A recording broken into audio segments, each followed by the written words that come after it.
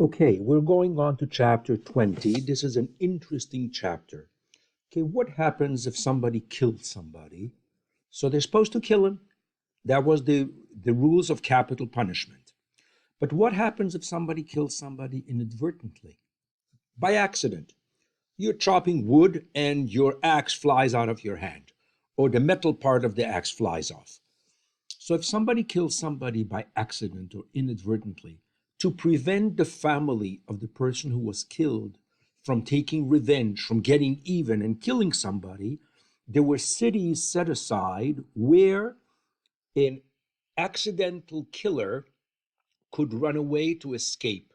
It was called Arei Miklat in Hebrew. Arei Miklat in English, refuge cities, cities of refuge. The word refugee, so where somebody could run away to stay safe until there is a judgment to determine what happened.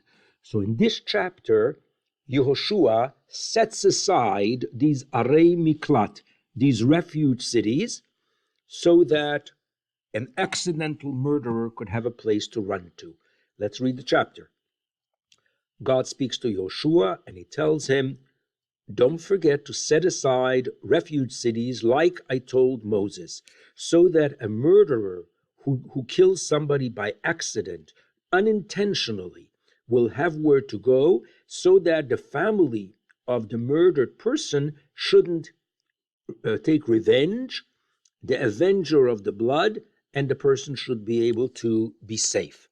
So he would run to one of these cities and he would stay at the gate of the city and he would tell them, he would tell the people in the city his case, and everybody would gather him up and they will give him a place to live amongst them until everything is determined.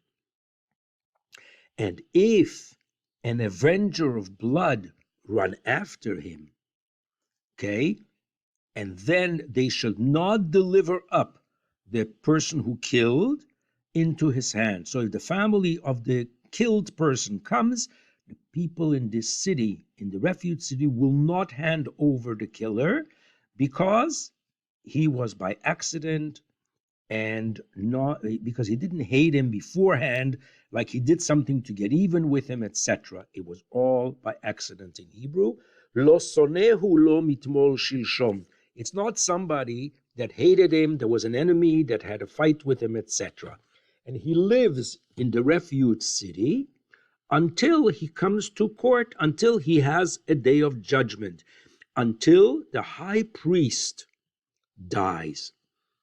Okay, then he will be able to return to his own city, to his own family, and he will have a place to run. So it was determined by the death of the high priest. Verse 7. And here is where they put the cities. So they put aside a city called Kadesh in the Galilee, in the hill country of Naphtali, and Shechem in the hill country of Ephraim. So we have Kadesh and Shechem, and Kiryat Arba Hebron, the hill country of Judah. And beyond the Jordan and Jericho eastward, there was also some cities, Bezer in the wilderness table of Reuben, in Ramoth Gilad, in the area of Dan, in Golan, in the Bashan. So we have 3 cities in Israel proper and 3 cities outside Israel proper. And these were the designated cities. These were the designated cities that the children of Israel knew that if somebody kills somebody by accident, they should be able to run to. I'm going to try to quickly get back to the map. Here we go. Okay, so we had Kedesh here. These are some of the cities that we have. Kedesh is one of them, and we had Shechem as another one, and Hebron, which is down here. And then there were 3 cities outside on this side of the Jordan. See, there's the Jordan. So there were those cities there. There are 3 cities on this side. They are not marked on the map. So remember Hebron, and we had Kedesh, and there was one other city, Shechem. Okay, now let me conclude chapter 20 with that, but we will go to the next chapter quickly. We'll go to chapter 22 and try to get that into this recording. Then Joshua speaks to the 2.5 tribes that were on the other side of the Jordan. And he calls them and he says to Reuven, Gad, and half of Manasseh. Please remember, 2.5 tribes on the eastern side of the Jordan, Reuven, Gad, and half of Manasseh. And he says to them, you obeyed and you listened to me and you did as you were commanded and you didn't leave your brothers alone. You came to help them take possession of their land, just like you promised. And now you're liberated. Go to your families, go to your own place, to your possession, to Achuzatchem, to your place that Moshe gave you on the other side of the Jordan. However, be very careful to follow the ways of the Torah, to love God just like Moses commanded you, to love God, to follow his ways, to keep his mitzvot, to cling on, to hold on to them with everything you do. And Yehoshua blessed them, verse 6. Yehoshua blessed them, and he sent them to their families. And the half of Manasseh, he also gave, the other half of Manasseh, he gave land in the north of Israel. So half of them were in the east of the Jordan, and half of them were in Israel proper. And Israel and Yeshua sent everybody to their places, and they were very successful. They had lots of cows, cattle. Thank you. They had lots of cattle. They had gold, silver, and whatnot, stuff that they took from the countries and peoples that they conquered. So everybody went back to their family, just like God told them, promised them, and just like Moses promised them. And now we're going on to another piece. Okay. And now he says to Bnei Israel, so here, Reuven, Gad, and half of Manasseh made an altar facing Eretz Canaan near the Jordan, and they weren't so happy. Vayishvu Bnei Israel, and they heard, and all of them gathered up at Shiloh to go up against them in war, because they made an altar, a temple outside of Israel. And Bnei Israel, Reuven, Gad, and half of Manasseh, and Pinchas ben Elazar the Kohen, okay, and 10 princes, one prince of a father of a house of each of the tribes of Israel. There were 10 tribes, so he sent one person from each tribe, the head of the household, and they come to Reuven, Gad, and half of Manasseh in verse 15. And they say to them as follows,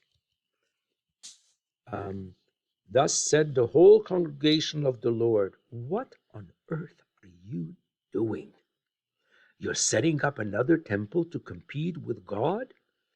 To turn away this day from God after all that he had done for you? You're building your own temple? Don't we have enough with other sins that we have made? In Peor, there's going to be a plague upon your congregation of the Lord, and you better go back. And if you continue with this rebellion, there's going to be a lot of anger, and there'll be a lot of hate, and there'll be a lot of damage. And if the land of your possession be unclean, they should not be holy, then pass on to the land of your possession to God, and God tabernacle dwells. That's your temple, God's tabernacle, and that's your possession among us. But don't rebel against God, and don't build any foreign temple. So everybody is coming to convince the tribes. And now what were the tribes really doing? They needed a God. They needed a presence of the temple in their place as well. And Achan, Okay, didn't Achan already mess up when he took some stuff from Jericho that he was commanded not to, sorry, from Ai that he was commanded not to take? And everybody died in his family. What are you doing? Are you looking for trouble? Then the children of Reuben and the children of Gad and half of Manasseh answered and spoke to the heads of the thousands of Israelites. And he said, God, El Elohim Adonai, El Elohim Adonai. God is the Lord, God is the Lord. He knows, and Israel shall know, if it be in rebellion. We didn't mean it in rebellion. We didn't mean it in treachery against the God. We didn't mean it. Don't hold it against us. The fact that we built an altar, it was only because we wanted to give thanksgiving sacrifices, 23, thanksgiving sacrifices to God as he would require from us. And if we have not rather our anxiety about the matter done the same, in a time to come your children might speak unto the children, saying, what have you to do with the Lord? If we continue like this, they're going to ask, what do you have to do with God? You're like a different people, a different God. So everybody is upset with the 2.5 tribes, and God made the Jordan the border between us and you. So it's as if Reuven, Gad, and half of Manasseh have the border between us, and we're a different people. And therefore they said, let us now prepare to build us an altar, not for burnt offering, not for sacrifice. Okay, so we're not looking to set up an alternate place for the Jewish people instead of what God is going to do for us. And God is going to be the witness between us, between our generations after us. Basically, the burnt offering and the sacrifices were peace offerings, and the children may not say to our children, time to come, you have the portion of the land. Namely, nobody is going to split. We're one people. We don't want to split, and we didn't mean to offend anybody.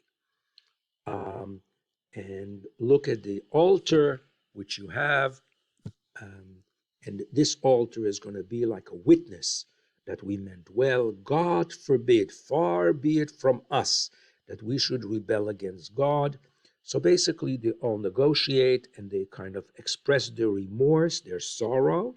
And Pinchas HaKohen and the presidents and all the people that came to Reuven, Gad, and Manasseh were content that they didn't mean any harm.